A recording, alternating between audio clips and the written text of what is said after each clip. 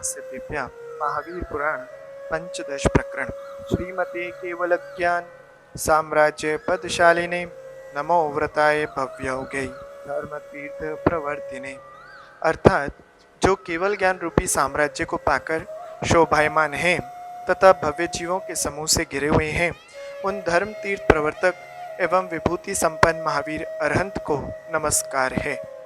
जिस प्रकार मेघ जल वृष्टि किया करते हैं, उसी प्रकार उस समय देव समूह जिनेन्द्र के चारों ओर पुष्प वृष्टि कर रहे थे।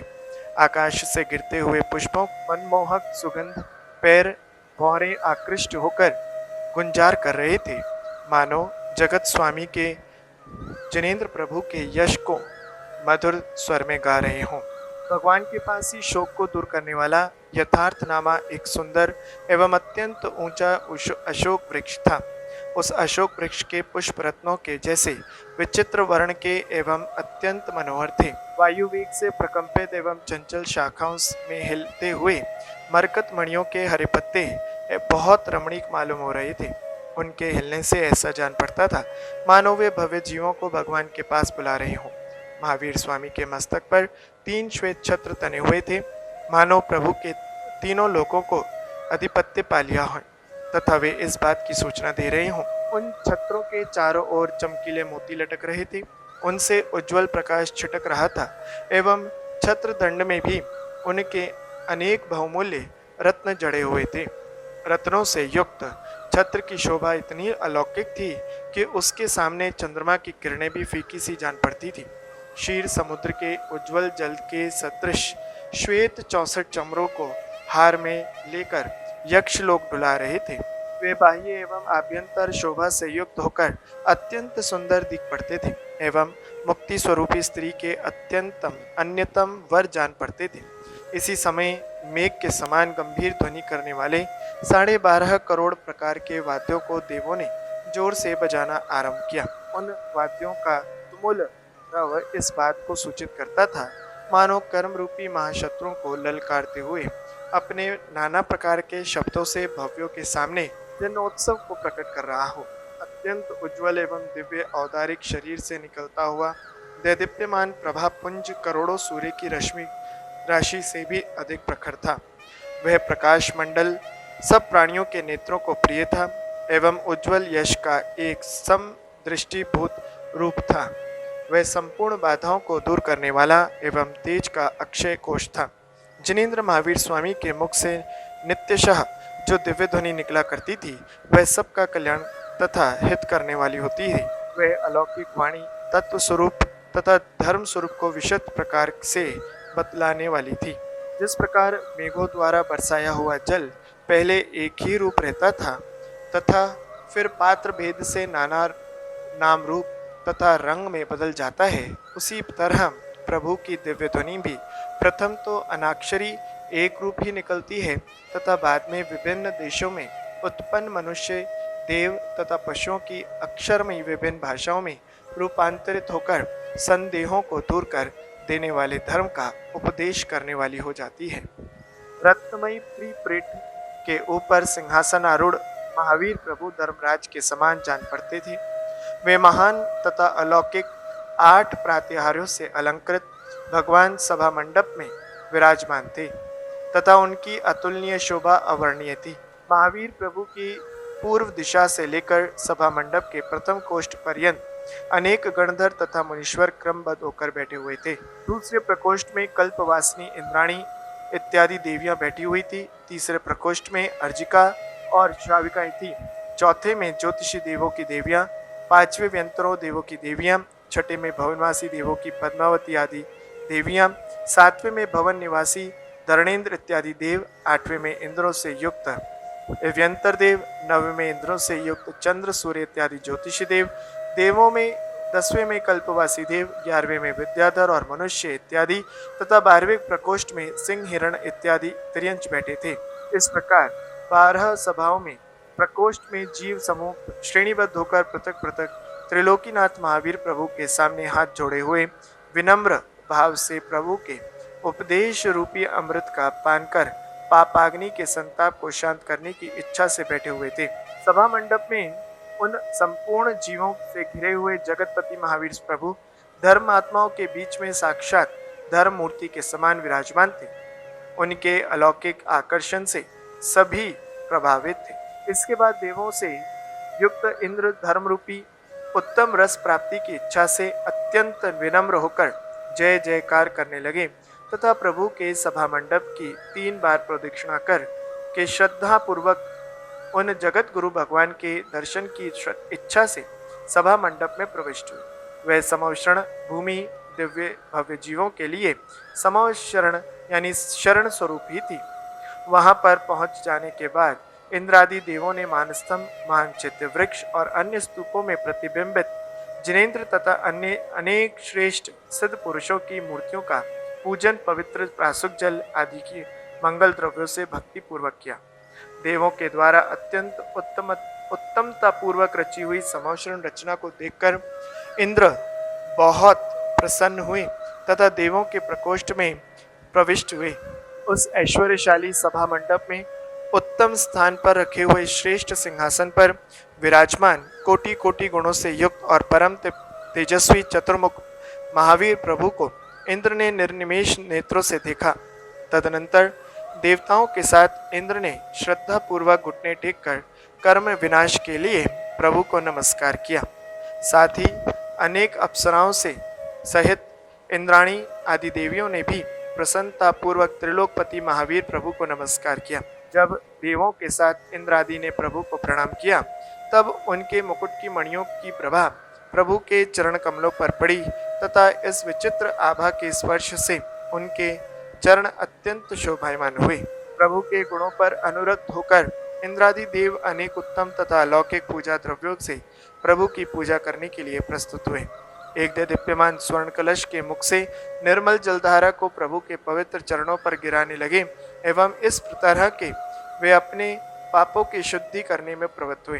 पाद प्रक्षालन कर चुकने के बाद गिराने लगे इंद्र ने मुकुट मक्ति के विषभूत होकर घिसे हुए दैविक सुगंध युक्त चंदन से प्रभु के दिव्य सिंहासन के अग्रभाग का भोग और मोक्ष प्राप्ति के निमित्त पूजन किया। आकाश मंडल को अपनी किरणों से श्वेत कर देने वाले दिव्य मोतियों के 5 अक्षत पुष्प पुंज को अक्षय सुख प्राप्ति की कामना से प्रभु के आगे चढ़ाया एवं कल्प वृक्ष से उत्पन्न देवी पुष्पों को चढ़ाकर इंद्र ने संपूर्ण कामनाओं को सफल कराने वाली पूजा की। रत्न निर्मित थाली में अमृत पिंड से बनाए गए नैवेद्य पदार्थों को इंद्र ने प्रभु के सन्मुख उपस्थित किया तथा अपने सुख तथा कल्याण की कामना की।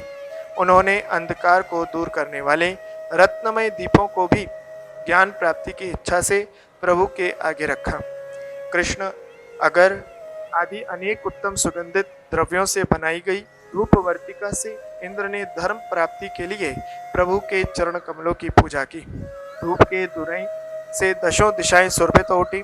इसके बाद कल्प वृक्ष आदि सुतर्वों में उत्पन्न तथा नयनाभिराम उत्तम फलों के द्वारा इंद्र ने फल प्राप्ति की अभिलाषा से प्रभु की पूजा की तथा पूजा के अंत में असंख्यात पुष्पों की पुष्पांजलि से प्रभु के चारों ओर पुष्प वृष्टि की। इसी समय इंद्राणी ने प्रभु के सम्मुख 5 रत्नों के चूर्ण द्वारा अपने हाथों से उत्तम साथिया बनाया। पूजा कर चुकने के बाद इंद्र ने हाथ जोड़कर भक्तिपूर्वक प्रणाम किया तथा मधुर स्वर में प्रभु के गुणों की स्तुति करना आरंभ किया। हे देव, आप संपूर्ण जगत के स्वामी हैं। आप ही गुरुओं के भी श्रेष्ठ गुरु हैं, पूजनियों के भी परम पूज्य हो और वंदनियों के वंद्य हो, योगियों में श्रेष्ठ योगी हो, गुणियों में उत्तम गुणवान और सभी धर्मात्माओं में परम आदरणीय धर्मात्मा हो, ध्यानियों में श्रेष्ठ ध्यानी, यतियों में बुद्धिमान यति, ज्ञानियों में महान ज्ञानी और स्वामियों के भी स्वामी आप ही हो। आप जितेंद्रिय हो, जिनों में जिनोत्तम होने के कारण ध्येय और स्तुति आप हो। देवताओं में उत्तम दानी आप ही हो तथा हितेच्छुओं में परम हितैषी आप हो। संसार के भय से त्रस्त पुरुषों के रक्षक, शरणहीन जीवों के शरणदाता और संपूर्ण कर्मजाल के नाशक आप ही हो। मोक्ष के पथ प्रदर्शक, जगत के कल्याणकर्ता तथा बांधवहीन जीवों के अनन्यतम बंधु आप ही हो। 3 लोक के उत्तम राज्य की इच्छा के कारण, महान लोभी एवं मुक्ति रूपिणी स्त्री की अभिलाषा करने के कारण आप अत्यंत रागी हैं। सम्यक दर्शनादिक रत्नों का संग्रह आपके लिए है, इसलिए आप महापरिग्रही हैं। कर्म रूपी शत्रुओं को नष्ट कर डालने के कारण महाहिंसक तथा कषाय एवं इंद्रियों को जीत लेने के कारण आप महान विजयी हैं। आप शरीर आदि के विषय में इच्छाहीन होकर भी लोकाग्र शिखर को चाहने वाले हैं। देवियों के मध्य में रहकर भी परम ब्रह्मचारी हैं और आप एक मुख होकर भी अतिशय के कारण चार मुख वाले दिखलाई पड़ते हैं। यह लोक में श्रेष्ठ लक्ष्मी से युक्त होने पर भी आप निर्ग्रंथ राज हैं एवं जगत गुरु होने के कारण अनुपमेय गुणों के प्रधान आप ही हैं। हे देव, आज हमारा जीवन सफल हुआ और हम धन्य हुए। आपके दर्शनों के लिए हमें जो पद यात्रा करनी पड़ी, इससे हमारे दोनों पैर कृतकृत्य हो गए। आपकी पूजा करने से, हाथ एवं चरण कमलों के दर्शन करने से हमारे नेत्र आज सफल हो गए।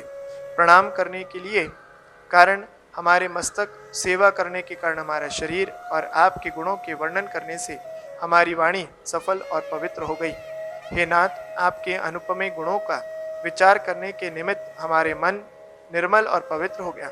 हे प्रभु, जब आपके असंख्य गुणों की प्रशंसा तो स्वयं गंधर्व भी पूर्ण रूपेण नहीं कर सकते, तब मुझ जैसा मूढ़मती भला आपकी स्तुति क्या कर सकता है।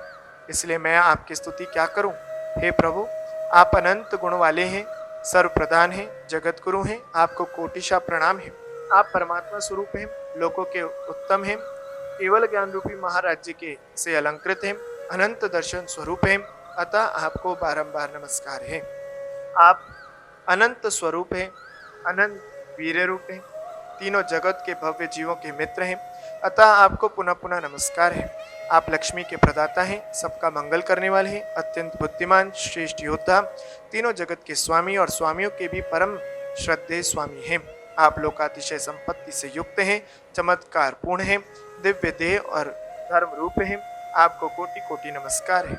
आप धर्ममूर्ति हैं, धर्मोपदेशक, धर्म के प्रवर्तक, अतएव हम आपको पुनः पुनः नमस्कार करते हैं। हे नाथ, इस प्रकार श्रद्धा भक्ति पूर्वक की गई आपकी स्तुति एवं नमस्कार से आप हम पर प्रसन्न हो और आपकी समस्त गुण राशि हमें प्राप्त होकर कर्म शत्रुओं का नाश करें तथा साथ ही समाधि मरण रूपी श्रेष्ठ मित्रों को भी प्राण प्रदान करें। इस प्रकार देवों से सहित इंद्र महावीर प्रभु की स्तुति, नमस्कार और भक्ति पूर्वक इष्ट प्रार्थना कर धर्मोपदेश सुनने के लिए अपने अपने प्रकोष्ठ में बैठ गए और अन्य अन्य जीव तथा देवियों भी कल्याण कामना से हित प्राप्ति के लिए जिनेंद्र प्रभु के सामने बैठ गईं। जब इंद्र ने देखा कि 12 प्रकार के जीव समूह उत्तम धर्म सुनने की इच्छा से अपने अपने प्रकोष्ठ में बैठे हुए हैं, 3 प्रकार का समय व्यतीत हो जाने पर भी अरंत की ध्वनि नहीं निकल रही है, तब उसने सोचा कि किस कारण से ऐसा हो रहा है, ध्वनि में कौन सी बाधा उपस्थित हो गई है। अवधि ज्ञान के प्रभाव से जान पड़ता है कि कोई भी मुनीश्वर गणधर पद के लिए उपयुक्त नहीं है। ऐसा सोचकर इंद्र पुनः सोचने लगा कि कैसी आश्चर्य की बात है कि इन बहुसंख्यक मुनियों में कोई भी ऐसा सुयोग्य मुनि नहीं है जो प्रभु के मुख से बहिर्भूत रहस्यमय तत्वों को सुनकर गणधर हो जाए और संपूर्ण द्वादशांग शास्त्र की रचना में कृत कार्य हो जाए। इसके बाद इंद्र को ज्ञात हुआ कि इसी ब्रह्मपुर नगर में गौतम कुलभूषण गौतम नाम का श्रेष्ठ ब्राह्मण है और वह गणधर होने के योग्य है। ऐसा विदित हो जाने पर वह सौद्रवेंद्र परम प्रसन्न हुआ एवं उस द्विज श्रेष्ठ गौतम को सभा मंडप में लाने के लिए कोई उत्तम उपाय सोचने लगा। अंत में इंद्र ने मन में विचार किया कि वह गौतम तो विद्याभिमानी है, यदि नगर में उसके पास जाकर गूढ़ अर्थ वाले कुछ काव्य पूछे जाए तो उन सब गूढ़ श्लोकों का अर्थ उसे नहीं मालूम होने पर वह शास्त्रार्थ की इच्छा से स्वयं यहाँ आ जाएगा। ऐसा सोचकर बुद्धिमान इंद्र ने वृद्ध ब्राह्मण का रूप बनाया और हाथ में लाठी लेकर टेकता हुआ गौतम ब्राह्मण के पास जा पहुंचा। ब्राह्मण वेशी इंद्र ने गौतम से कहा, हे विप्र, आप तो बहुत विद्वान जान पड़ते हो, आपके सदृश दूसरा कोई विद्वान यहाँ नहीं दिखलाई पड़ता। मेरे गुरु महावीर प्रभु इस समय मौन धारण किए हुए हैं, इसलिए एक काव्य के अर्थ को पूछने के लिए मैं आपके पास आया हूँ। विचार कर इसका अर्थ मुझे बतलाओ। इस काव्य के वास्तविक अर्थ को समझकर मेरे जीविका निर्वाह होगा, कितना ही भव्य जीवों का उपकार होगा और आप भी यश के भाजन होंगे। छद्मवेशी इंद्र के वचन को सुनकर विद्वान ब्राह्मण गौतम ने कहा, हे वृद्ध, यदि मैं तुम्हारे काव्य का उचित अर्थ शीघ्र ही बतला दूं तो तू इसकी प्रतिक्रिया में क्या करेगा। इस बात के उत्तर में इंद्र ने कहा, यदि मेरे काव्य की समुचित व्याख्या आप कर देंगे तो मैं विधि पूर्वक आपका शिष्यत्व चेलापन स्वीकार करूंगा। परंतु यदि आप यथार्थ भाव नहीं बतला सके तो इंद्र की बात सुनकर गौतम ब्राह्मण ने उत्तर दिया, रे बुद्ध वृद्ध पुरुष, मैं भी प्रतिज्ञा करता हूँ कि तुम्हारे काव्य की यदि मैं उचित व्यवस्था नहीं कर पाऊंगा तो इन 500 शिष्यों की मंडली एवं अपने दोनों भ्राताओं के साथ मैं भी अपना जगत प्रसिद्ध एवं वेद प्रतिपादित सनातन मत को त्याग कर तुम्हारे गुरु का शिष्य बन जाऊंगा। मेरी प्रतिज्ञा कभी सत्य असत्य अन्यथा नहीं हो सकती। फिर मेरे वचन के 2 साक्षी भी हैं, ये इस नगर के स्वामी हैं और ये कश्यप नाम का ब्राह्मण है। गौतम की बात सुनकर उन दोनों ने कहा, ठीक ही है, कदाचित मेरे पर्वत भी चलायमान हो सकता है, परंतु इस विद्वान ब्राह्मण के सत्य वचन तुम्हारे महावीर प्रभु की तरह अटल हैं। जब दोनों ने की परस्पर वचनबद्ध हो चुके और अन्य प्रकार की समझ शर्तें तय हो गई, तब इंद्र ने गंभीर स्वर में निम्नलिखित काव्य कहा, त्रैकाल्यम द्रव्य षटकम सकल गतिगणा सत्पदार्था न वैवह विश्वम पच्चास्तिकायः व्रत समिति चिदः सप्त तत्वानि धर्मः सिद्धेर्मार्गः स्वरूपम विधिजनित फलम जीव षटकाय लेष्या एतान्यः श्रद्धाति जिन वचन रतो मुक्ति गंभीरो भव्यः। इंद्र के कहे हुए उपदेश काव्य को सुनकर विद्वान गौतम आश्चर्यचकित हो गया। श्लोक का कुछ भी अर्थ उसकी समझ में नहीं आया। प्रतिज्ञा भंग की आशंका से वह अपने मन में तर्क वितर्क करने लगा। ये काव्य तो बहुत ही कठिन है, कुछ समझ में ही नहीं आता। श्लोक में त्रैकाल्यम शब्द है, तो 3 काल कौन कौन से हो सकते हैं? इस त्रिकाल में उत्पन्न सभी वस्तुओं को जाने वही सर्वज्ञ है और वही इस काव्य का अर्थ ज्ञाता भी है। मैं भला क्या जानूं? द्रव्य षटकम, ये 6 द्रव्य कौन कौन से हैं? सकल गति गणा, ये संपूर्ण गतियां कौन कौन सी हैं? उनका स्वरूप क्या है? सत पदार्था नवैव, मैं उत्तम नव पदार्थ कौन कौन से हैं? इसके पूर्व तो मैंने नव पदार्थों के विषय में कुछ भी नहीं सुना। विश्वम, विश्व क्या है? यह सब विश्व ही तो है या 3 लोक विश्व हैं? कुछ निश्चय नहीं है। पंचास्तिकायाः, पंचास्तिकाएं क्या हैं? व्रत समिति चिधा, में व्रत क्या है? समिति किसे कहते हैं? ज्ञान का क्या स्वरूप है? यह सब का फल क्या है? एवं सत्वानि, 7 तत्व कौन कौन से हैं? धर्मः, धर्म क्या है? सिद्धिर्मार्गः, सिद्धि अथवा कार्य निष्पत्ति क्या है? उसका मार्ग क्या है? एक है अथवा अनेक मार्ग है? स्वरूपम, स्वरूप क्या है?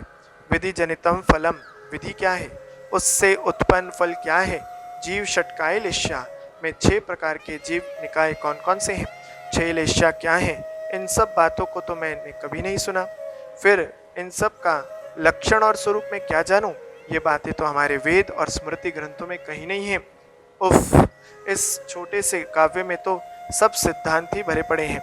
यह बुड्ढा तो सिद्धांत समृद्ध समुद्र का सारा रहस्य ही हमसे काव्य में बहाने पूछ रहा है।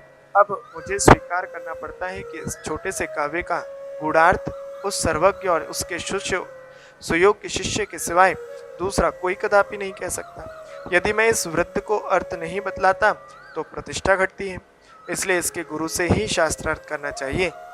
ऐसा सोचकर गौतम ब्राह्मण ने इंद्र से कहा, मैं इस विषय में तुमसे विवाद ना कर तुम्हारे गुरु से ही शास्त्रार्थ करूंगा।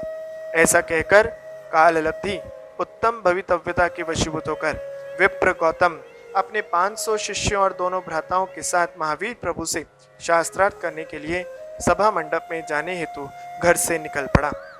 वह बुद्धिमान गौतम ब्राह्मण मार्ग में जाते हुए सोचता जाता है कि जब यह वृद्ध ब्राह्मण दुर्जय है तब इसका गुरु तो शास्त्रार्थ में असाध्य होगा। कुछ भी हो, अब तो चलना ही चाहिए। उस महापुरुष के संसर्ग से भला ही होगा, हानि क्या होगी? ऐसा विचारता हुआ वह क्रमशः संसार को आश्चर्यचकित कर देने वाले अत्यंत उन्नत मानस्तंभ के समीप आया। उस मानस्तंभ के दर्शन से ही गौतम की मान लिप्सा इस तरह नष्ट हो गई जिस तरह वज्रपात से पर्वत श्रेणियां शतधा विभक्त होकर नष्ट भ्रष्ट हो जाती हैं। उसके शुभ मृदु परिणाम प्रादुर्भूत हुआ। इसके बाद उस गौतम ब्राह्मण ने अति विशुद्ध परिणामों से युक्त होकर सभा मंडप की विपुल भूतियों को देखा और आश्चर्यचकित होकर वह उस अलौकिक सभा मंडप में प्रविष्ट हुआ। जब सभा मंडप में प्रविष्ट होकर उस उत्तम विप्र ने प्रभु को अनेक रिद्धियों एवं जिन जीव समूहों से घिरे हुए रत्न सिंहासन पर बैठे हुए देखा, तब वह अनुराग से अभिभूत हो गया और भक्ति पूर्वक जगत गुरु महावीर प्रभु की 3 प्रदक्षिणा देकर उन्हें प्रणाम किया। फिर अंजलिबद्ध होकर अपनी सिद्धि के लिए प्रभु के सार्थक नामों से उनकी स्तुति करने लगा। हे भगवान, आप जगत के स्वामी हो, 1008 नामों से अलंकृत होने पर भी नाम रूपी कर्म के नाशक हो, संपूर्ण अर्थों का ज्ञाता, बुद्धिमान पुरुष यदि विशुद्ध अंतःकरण को होकर आपके एक ही नाम से आपकी स्तुति करता है, तो वह भी आप ही के समान गुणों से युक्त होकर शीघ्र ही आपके संपूर्ण नामों को एवं उनके फलों को पा सकता है। इसलिए हे प्रभु, मैं आपके 108 सुंदर नामों से श्रद्धा पूर्वक आपकी स्तुति करता हूँ। हे भगवान, आप धर्मराजा, धर्मचक्री, धर्माग्रणी, धर्मतीर्थ प्रवर्तक, धर्म नेता और धर्मेश हैं, अथवा धर्मकर्ता, धर्माढ्य, धर्मस्वामी, सुधर्मविद, धर्माराध्य, धर्मीश, धर्माढ्य, धर्म बांधव, धर्मी ज्येष्ठ, अति धर्मात्मा, धर्ममर्ता, सुधर्मभाग, धर्मभागी, सुधर्मज्ञ, धर्मराज, अति धर्मधीर, महाधर्मी, महादेव, महानाद, महेश्वर, महातेजा, महामान्य, महपूत, महातपा, महात्मा, महोदांत, महायोगी, महाव्रती, महाध्यानी है एवं महाज्ञानी, महाकास्विक, महान, महाधीर, महावीर, महार्चाड्य, महेशिता, महादाता, महात्राता, महाकर्मा, महाधीर, जगन्नाथ, जगत भरता, जगतपति, जगत ज्येष्ठ, जगत जन मान्य, जगत सेव्य, जगन्नुत, जगत पूज्य, जगत स्वामी, जगदीश, जगत गुरु, जगत बंधु, जगत जेता, जगत नेता, जगत प्रभु, तीर्थकृत, तीर्थभूतात्मा, तीर्थनाथ, सुतीर्थविद, तीर्थंकर, सुतीर्थात्मा, तीर्थेश, तीर्थकारक, तीर्थनेता, सुतीर्थज्ञ, तीर्थार्य, तीर्थनायक, तीर्थराज, सुतीर्थांग, तीर्थभूत, तीर्थकारण, विश्वज्ञ, विश्वतत्वज्ञ, विश्वव्यापी, विश्वविद, विश्वराध्य, विश्वेश, विश्वलोक पितामह, विश्वाग्रणी, विश्वात्मा, विश्वार्थ, विश्वनायक, विश्वनाथ, विश्वेड्य, विश्वधृत, विश्वधर्मकृत, सर्वज्ञ, सर्वलोकज्ञ, सर्वदर्शी, सर्वविद, सर्वात्मा, सर्वधर्मेश, सार्व, सर्वबुद्धाग्रणी, सर्वदेवाधिप, सर्वलोकेश, सर्वकर्महृत, सर्वविद्येश्वर, सर्वधर्मकृत, सर्वशर्मभाग आप ही हैं। हे त्रिजगतपति, इन पूर्वोक्त अष्टोत्तर शत 108 नामों से मैंने आपकी स्तुति की। आप हमारे ऊपर दया करें एवं अपने समान बनावें। हे देव, तीनों लोकों में स्वर्ण एवं रत्नों की जितनी प्रतिमाएं अकृत्रिम हैं, उन सब की सदैव मैं स्तुति, पूजा और स्मरण किया करता हूँ। हे प्रभु, जो प्राणी भक्ति पूर्वक आपकी मूर्ति की पूजा, स्तुति एवं नमस्कार किया करते हैं, वे त्रिलोक के स्वामी हो जाते हैं। जो कि साक्षात आपकी हित, स्तुति, नमस्कार एवं अहर्निश सेवा किया करते हैं, उन भव्य श्रेष्ठों की कितना अधिक फल मिलता होगा, इसकी सीमा मैं नहीं बतला सकता। हे नाथ, यह लोक में जितने भी श्रेष्ठ एवं स्निग्ध परमाणु पुंज हैं, उन सबको एकत्र करके ही आपके अलौकिक सुंदर शरीर का निर्माण हुआ है। आपका यह उत्तम शरीर संपूर्ण जगत को अत्यंत प्रिय है।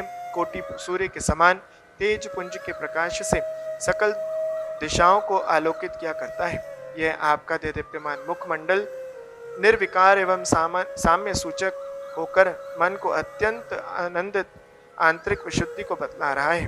हे जगत गुरु, इस पृथ्वी के जिस जिस स्थान पर आपने अपना चरणविंद रखा है, वे सब संसार के पवित्र तीर्थ स्थान बन गए हैं तथा सदैव उस स्थान की वंदना मुनिदेव लोग किया करते हैं। इस तरह हे नाथ, जिन क्षेत्रों में आपके जन्म कल्याणक उत्सव मनाए गए हैं, वे सब अति पवित्र और श्रद्धास्पद तीर्थ स्थान हो गए हैं। वे देश तथा काल धन्य हैं, जिनमें आपका गंभीर कल्याणक, गर्भ आदि कल्याणक और केवल ज्ञान का प्रादुर्भाव हुआ। आपका यह केवल ज्ञान संपूर्ण संसार के लिए अज्ञेय और अव्यापक है, इसलिए आकाश मात्र ही में व्याप्त होकर वह स्थित है। इसलिए संसार के भव्यों के द्वारा आप सर्वज्ञ, संसार के संपूर्ण रहस्यों को जानने वाले तथा इस अनंत विश्व के स्वामी माने गए हैं। हे स्वामिन, आपका केवल ज्ञान अनंत है, आप जगत वंदे हैं। हे प्रभु, आपका अनंत वीर्य सकल दोषों से वर्जित है। सारे पदार्थों के दर्शन होने पर भी यह अनुपम बना हुआ है। हे देव, आपका अक्षय एवं परमोत्तम सुख निर्वाण है। वह इंद्रियातीत और अनुपमेय होने के कारण सांसारिक जीवों के लिए अनुभव गम्य नहीं हो सका। हे प्रभु महावीर, आपके ये चारों अनंत गुण अनन्य एवं असाधारण हैं। केवल मात्र आप में ही ये गुण हैं। यद्यपि आप कामना शून्य हैं, तथापि संसार के संपूर्ण पदार्थों में श्रेष्ठ प्रात्याहार्य आदि 8 संपदाएं आपके पास अतिशय शोभा संपन्न होकर विराज रही हैं। इनके अतिरिक्त आपके अन्य असंख्य गुण भी हैं, जो तीनों लोकों में अद्वितीय हैं। फिर हमारे जैसे मूढ़मती और स्वल्प ज्ञानी आपके गुण, उन अनुपम गुणों की प्रशंसा किस प्रकार समुचित रूप से कर सकते हैं। हे प्रभु, जैसे कि मेघों की जलधारा की, आकाश के तारामंडल की, समुद्र के तरंगों की और सांसारिक जीवों की गणना कदापि नहीं की जा सकती, वैसे ही आपके गुणों की भी असंख्य तथा अनंत है। इसलिए आपकी स्मृति मैं किस प्रकार स्तुति कर सकता हूँ। आपके गुणों की यथार्थ स्थिति को गणधर भी नहीं जान पाते, फिर दूसरों की को वे क्या बतला पाएंगे। आपकी यथार्थ स्तुति तो हमसे होगी नहीं, फिर व्यर्थ प्रयास करने से क्या लाभ। हे देव, आपको नमस्कार है। हे प्रभु, आप दिव्य मूर्ति हैं, सर्वज्ञ हैं और अनंत गुण स्वरूप हैं।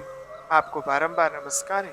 आप दोषहीन, परम बंधु, मंगल स्वरूप, लोकोत्तम, जगत शरण मंत्र मूर्ति हैं।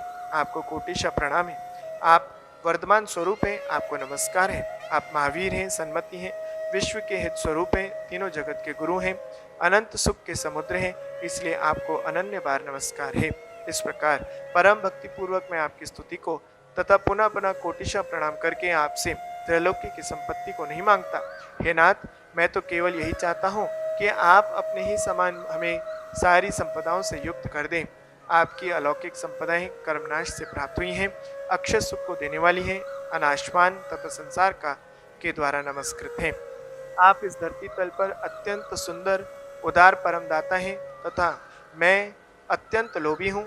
आप प्रसन्न होकर मेरी प्रार्थना को स्वीकार करें, जिससे मेरी अभिलाषा सफल हो। आपके ही चरण कमलों की पूजा इंद्र किया करते हैं।